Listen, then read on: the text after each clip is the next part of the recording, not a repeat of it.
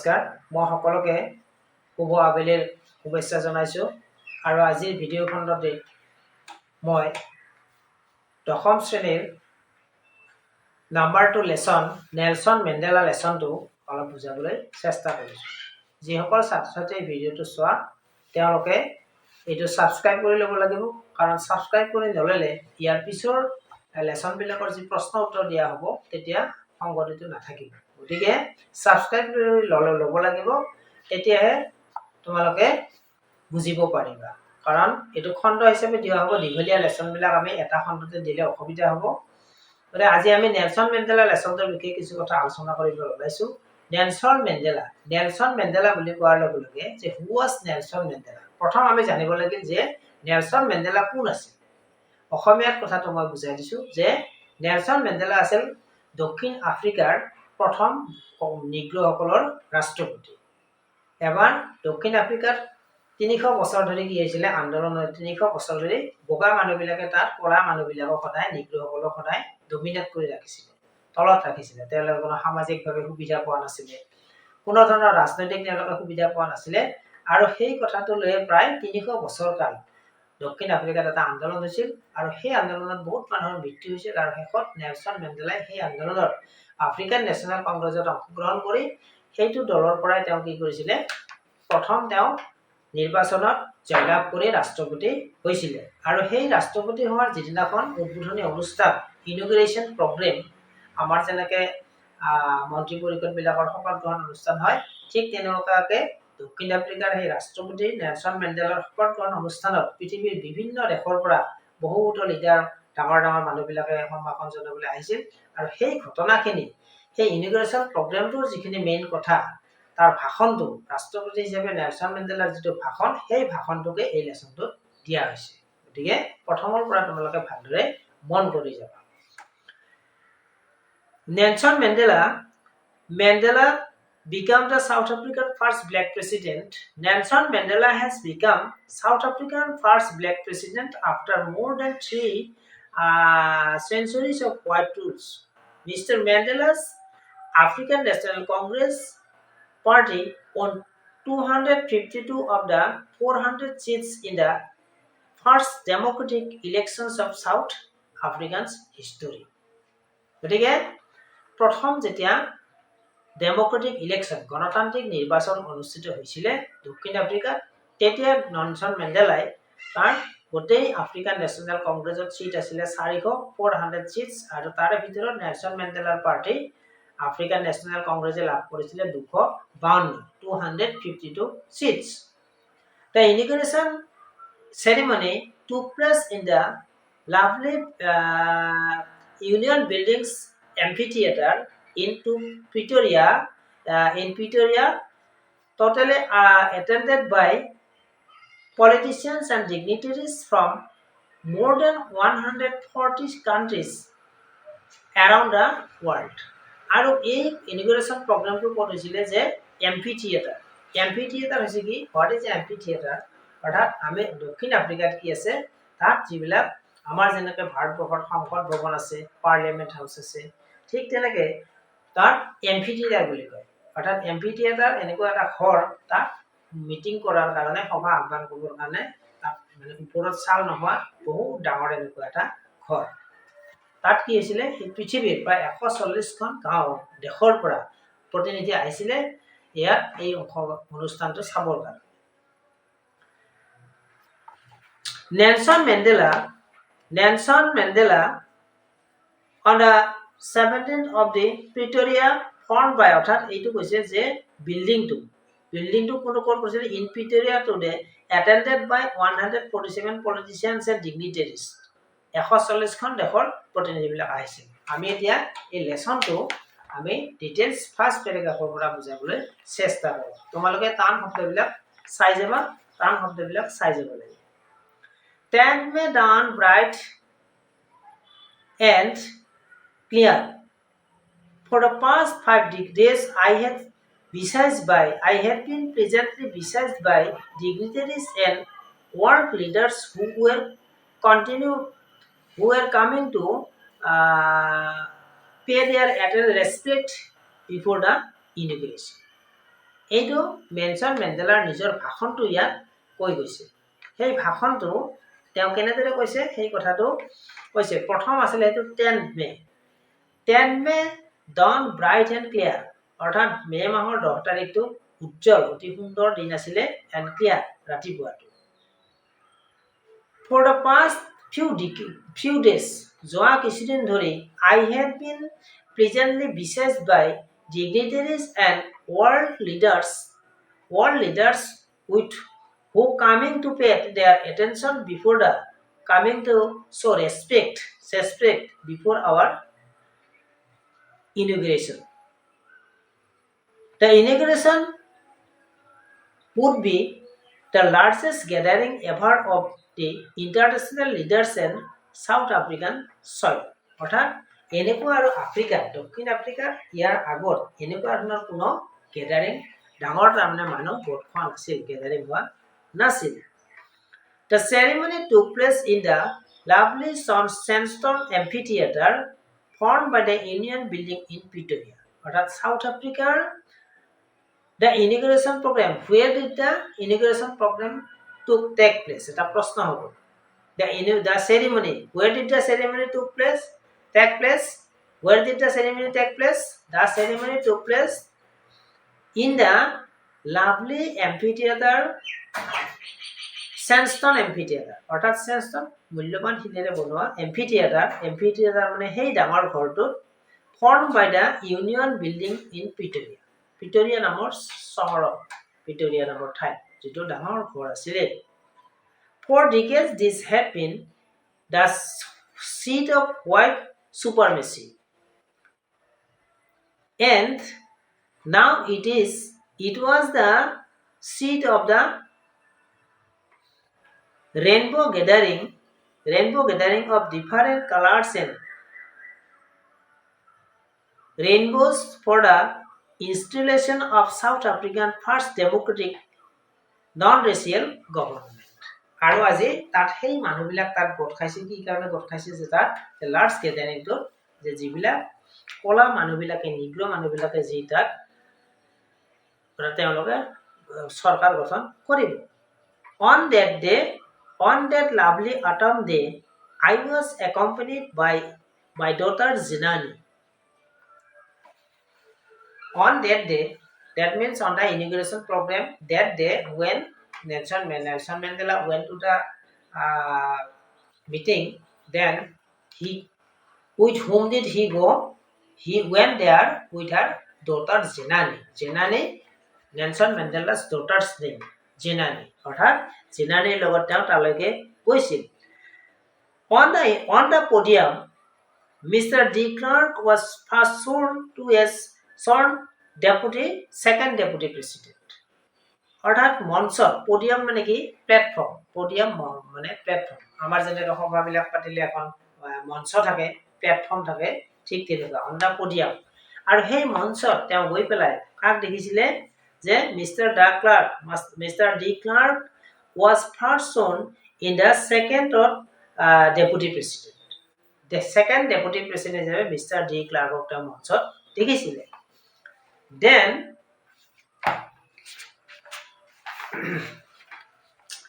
Then Thabo Mbeki was shown the first deputy president when it deputy president. And Thabo Mbeki asile first deputy president. প্ৰথম asile kone Thabo Mbeki and second Mr. De Klerk. এই কথাটো প্ৰশ্ন আহিব তোমালোকে পঢ়ি যাওতে মই পঢ়াই যাওতে তোমালোকে কিতাপখন উলিয়াই লৈ ইয়াত চিন দি যাব লাগিব Next time, when it was my turn, যেতিয়া মোৰ পাল পৰিছিল, I pleased to obey and uphold the Constitution and to denote myself to the well-being of my republic and the people and its people to the assembled guests and the watching world I say. আৰু তাত মই কি কৰিছিলো মই constitution অৰ্থাৎ সংবিধানখনক মই শপত চুই তাত কি কৰিছিলো মই মোৰ জনসাধাৰণক বা আমাৰ দেশৰ মানুহক কথা ক'বলৈ আৰম্ভ কৰিছিলোঁ। এতিয়া নেলছন মেণ্ডেলাৰ ভাষণটো আৰম্ভ হ'ব। এতিয়া নেলছন মেণ্ডেলাৰ যিটো তাত ভাষণ দিছিলে, স্পীচ ডেলিভাৰী কৰিছিলে, সেই ডেলিভাৰী কৰা স্পীচটো ইয়াত কি হ'ব, ইয়াত ওলাই যাব। Next time, today all of us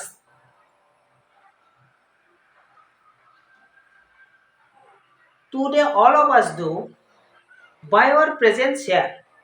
অৰ্থাৎ আমাৰ যেনেকৈ ভাষণ দিয়া, তোমালোকে মিটিংবিলাক দেখিছা, নিকেতনবিলাকত, স্কুলবিলাকত যেতিয়া মিটিং হয়, ভাষণ দিয়ে, এইটো আমাৰ ভাষণ দিয়া, স্পীচ ডেলিভাৰী কৰা, ভাষণ দিয়া। কেনেদৰে নেলছন মেণ্ডেলাই তাত ভাষণটো দিছিলে, তেওঁ কেনেকৈ how he deliver the speech, সেই কথাটো ইয়াত দিছে। চাবা তেওঁৰ ভাষণটো কেনেকুৱা আছিলে। টুডে মানে আজি, টুডে অল অফ আছ ডু বাই আৱাৰ প্ৰেজেন্স হিয়াৰ, আজি আমাৰ ইয়াত উপস্থিত থকা সকল today all of us do by our presence here confer glory and hope to newborn liberty. আজি আমি কি কৈছে, আমি আমাৰ ইয়াত উপস্থিত থকা সকলো মানুহে আমাৰ যিসকল দুখ যন্ত্ৰণাৰ পৰা পৰিত্ৰাণ পাইছে, আজি আমি কি কৰিছো, এটা নতুন স্বাধীনতা লাভ কৰিছো। That of the hour of the experience of an extraordinary human disaster that lasted too long. ইমান এটা হিউমেন ডাইজেষ্টাৰ শব্দটোৱে কি বুজায়, ডাইজেষ্টাৰ মানে দুৰ্যোগ, ডাইজেষ্টাৰ যেনেকৈ নেচাৰেল ডাইজেষ্টাৰ, হিউমেন ডাইজেষ্টাৰ, যে আমাৰ মানুহৰ মাজত যিটো দুৰ্যোগ আছিলে, আজি আমি কি কৰিছো, সেই দুৰ্যোগৰ পৰা হাত সাৰিছো। Lasted too long must be born in society of which all humanity will be proud. আৰু আজি আমি যিটো স্বাধীনতা লাভ কৰিছো, তাৰ বাবে আমি সমূহ দেশবাসীয়ে কি কৰিব পাৰো, আমি গৌৰৱবোধ কৰিব পাৰো। এই কথাখিনি নেলছন মেণ্ডেলাই ভাষণত আৰম্ভ কৰিছে। We who were at least not so long ago have today been given the rare privilege to the host of the nations of the world on our own soil. আৰু যিসকলে আমি আগতে কোনো সা সুবিধা পোৱা নাছিলোঁ, আমাৰ মানুহবিলাকে স্বাধীনতা পোৱা নাছিল, আজি কিন্তু তেওঁলোকে কি কৰিছে, আমাক সকলো সুবিধা দিবলৈ বাধ্য হৈছে, বা আমি লাভ কৰিছোঁ।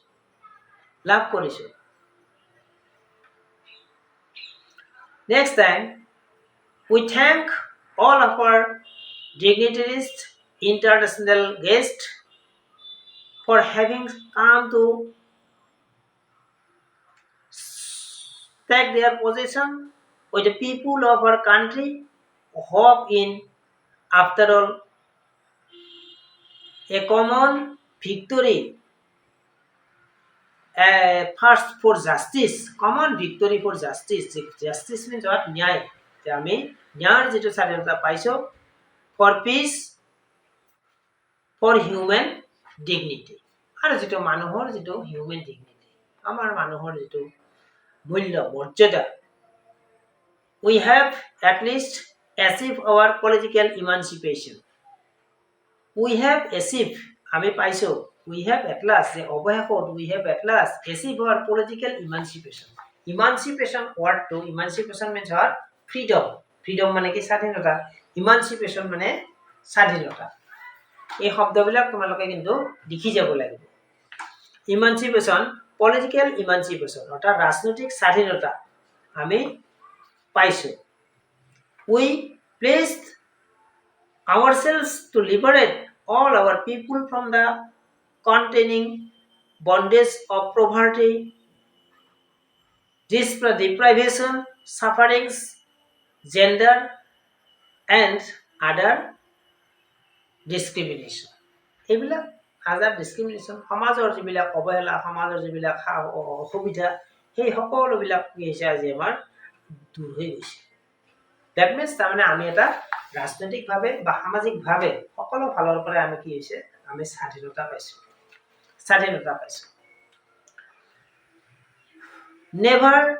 Never and never again shall it be that that this beautiful land of again experience the oppression of our by another, one by another. অর্থাৎ নেভার নেভার বলে দিছে, অর্থাৎ নেভার মানে কি, ever never, ever opposite word never, অর্থাৎ never কেতিয়াও কেতিয়াও যেন তাৰমানে আমাৰ আৰু মানুহে এনেকুৱা দুখ যন্ত্ৰণাত ভুগিব লগা নহয়। The sun shall never set in on glorious a human digesters, human achievements, অৰ্থাৎ আমাৰ যিটো এচিভমেণ্ট, যিটো আৱিষ্কাৰ, এচিভমেণ্ট মানে যিটো আমি পালো তে আমাৰ মানুহৰ যিটো আমি স্বাধীনতা, মানুহে যিটো আমি লাভ কৰিলো, সেইটো যেন সূৰ্য চিৰকালে সাক্ষী হৈ থাকিব। Let's freedom reign, God bless Africa. তেওঁ প্ৰথম ভাষণটো এই কথাখিনি কৈছিল, Let's freedom reign, God bless Africa. God bless Africa, অৰ্থাৎ ভগৱানে কি কৰক, আফ্ৰিকাক যেন আশীৰ্বাদ কৰক, তেওঁ মিটিঙত তেনেদৰে কৈছিলে। এইখিনি হৈছে প্ৰথম আৰম্ভণি, বক্তব্য আৰম্ভণিৰ কথাখিনি। এইখিনি কথাতে ইয়াতে আমাৰ বহুত কেইটা প্ৰশ্ন আহি যাব পাৰে যে what is amphitheatre, who was Nelson Mandela, এনেকুৱা ধৰণৰ বহুত প্ৰশ্ন হ'ব। আমি প্ৰশ্নবিলাক পিছত দিয়াৰ ব্যৱস্থা কৰিম। তাৰ প্ৰথম প্ৰশ্নবিলাক আমি দিয়াৰ ব্যৱস্থা কৰিম। প্ৰথমতে আমি লেচনটো ভালদৰে বুজাবলৈ চেষ্টা কৰিম। নেক্সট পেৰাগ্ৰাফ, এইটো ফাৰ্ষ্ট হাফটো এইখিনি, আৰু ইয়াৰ পিছত ছেকেণ্ড হাফটো হ'ব। A few moments later, we all lifted our eyes in a way as a spectacular array of South African jets, helicopters and top carriers roared in the perfect formation over the Union buildings. তাৰপিছত কি হ'ল, কিছু সময় পিছত দক্ষিণ আফ্ৰিকাৰ যিবিলাক যুদ্ধ জাহাজ, যিবিলাক জেট বিমান, হেলিকপ্টাৰ, সেই বিমানবিলাকে বিভিন্ন ৰং বিৰং মানে লগাই ওপৰত, সেই যিটো ঘৰত ইউনিয়ন বিল্ডিংটোৰ ওপৰত কি কৰিছিলে, ঘূৰিব ধৰিছিল। তেওঁলোকৰ মানুহবিলাকে যেন তাত চাইছে, দেখিছে আৰু পোহৰ পৰি গৈছে তাত। It was not only a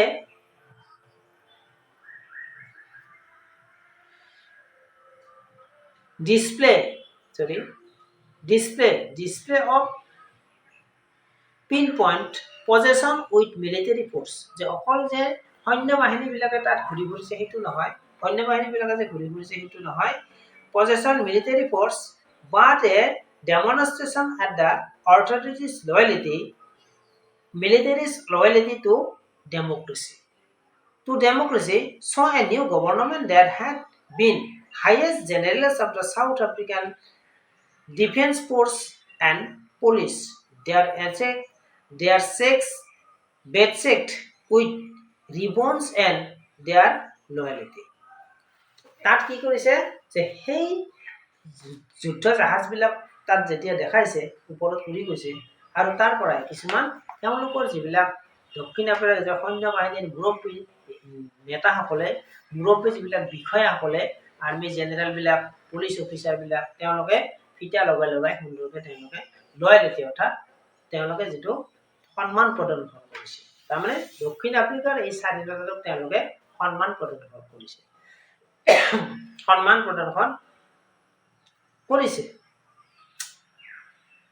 Next time, I was not unmindful of the fact that not so many years before they would not have saluted but arrested me.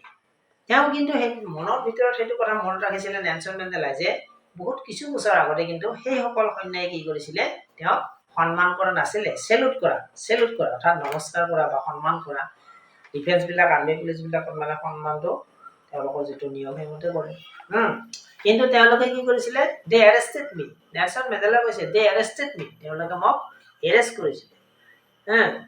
I was not unmindful of the fact that not so many years, বেছি বছৰ হোৱা আছিল, before they would not have saluted but arrested me. Finally, a chevron of Impala jets lit a smoke trail of the black, red, green, blue and gold of the new South African flag. তাৰ পিছত কিছু সময়, finally শেষত চূড়ান্তভাৱে তেওঁ পিছত কি কৰিছিল, the chevron of Impala jets, এখন ইমপ্লাজেট মানে তেনেকুৱা সৰু বিমানত তাত কি কৰিছিলে যে ধঙা উৰুৱাই দিছিলে smoke trail of the black কেনেকুৱা ধৰণৰ তাত ধঙা প্ৰদৰ্শন মানে উলিয়াই দিছিলে যে black red green blue and gold এই কথাকেইটা চিন দি ল'বা কি আছিলে তাত সেই ৰংকেইটা black red green blue and gold of the new South African flag আৰু সেইখনে হৈছিলে দক্ষিণ আফ্ৰিকাৰ নতুন সাউথ আফ্ৰিকাৰ ফ্লেগখন আমি আজিলৈকে এইখিনিতে ৰাখিম এটা মূল কথাখিনি এবাৰ কৈ দিছো যে আমি নেলছন মেণ্ডেলা গল্পটো আমি প্ৰথমতে পঢ়ি লম আৰু এই কথাটো মই বাৰে বাৰে কৈছো যে ছাত্ৰ ছাত্ৰীসকলে কিন্তু এটা দুটা ভিডিঅ' চালে ইয়াত কথাবিলাক একো বুজি নাপাব যদি সঠিক নম্বৰ লাভ কৰিব খোজে তেতিয়াহ'লে তেওঁলোকে ছাবস্ক্ৰাইব কৰি ল'ব লাগিব আৰু মোৰ হেল্পলাইন ফোন নম্বৰ যিটো দিয়া আছে তাতো ফোন কৰিব পাৰিব মই সহায় কৰিম কোনোবা অভিভাৱকক মোক ফোন কৰিব পাৰিব মই কোনো সহায়ৰ কাৰণে ছাত্ৰ ছাত্ৰীসকলৰ সহায়ৰ কাৰণে যে কিতাপ পঢ়িলে যে ছাত্ৰ ছাত্ৰী উপকৃত হ'ব পাৰে সেই কথাটোৰ কাৰণে আচলতে এইটো চেনেলটো খোলা হৈছে প্ৰথমতে আমি গোটেইখিনি পঢ়ি ল'ম আৰু শেষত আমি গোটেই প্ৰশ্ন উত্তৰবিলাক দিয়াৰ ব্যৱস্থা কৰিম ইতিমধ্যে যোৱাকালি এটা গ্ৰামাৰৰ দিছোঁ আৰু আজি আমি নেলছন মেণ্ডেলাৰ প্ৰথম পাৰ্টটো আৰু বাকীখিনি আমি ছেকেণ্ড পাৰ্টত বুজাই দিম তাৰপিছত ইয়াৰ প্ৰশ্ন উত্তৰ আমি দিম প্ৰথমতে আমি পঢ়ি ল'ম দুটা গল্প পঢ়ি যাম তাৰপিছত আমি কুৱেশ্যন এনচাৰ আৰম্ভ কৰিম আজিলৈ ইমানতে হ'ব মই আটাইলৈকে শুভেচ্ছা জনাইছোঁ কিন্তু এই কথাটো পাহৰি নাযাবা যে কোনো যিসকল বিশেষকৈ ছাত্ৰ ছাত্ৰী চাই তেওঁলোকে ছাবস্ক্ৰাইব কৰিব ছাবস্ক্ৰাইব নকৰিলে তেওঁলোকে ভিডিঅ'বিলাক নাপাব ছাবস্ক্ৰাইব কৰিলে ভিডিঅ'বিলাক পাব আৰু ভিডিঅ'বিলাক পালেহে তেওঁলোকে এই লেচনবিলাকৰ লগত সংগতি ৰাখি তেওঁলোকে যাব পাৰিব কাৰণ ক্লাছটো কৰোঁতে পঢ়াৰ সময়ত যদি তেওঁলোকে কিতাপ লৈ বহি থাকে তেওঁলোকে এবাৰ নহ'লে দুবাৰ অতি বেছি দুবাৰ চালে তেওঁলোকে এইটো তৎক্ষণাত লেচনটো বুজিব প্ৰথম বুজি ল'ব লাগিব তাৰপিছত প্ৰশ্ন উত্তৰ যিয়ে নহওক মই আটাইলৈকে শুভেচ্ছা জনালোঁ আৰু ইমানতে আজিৰ ভিডিঅ' খণ্ডটিৰ পৰা মই বিদায় মাগিছোঁ ধন্যবাদ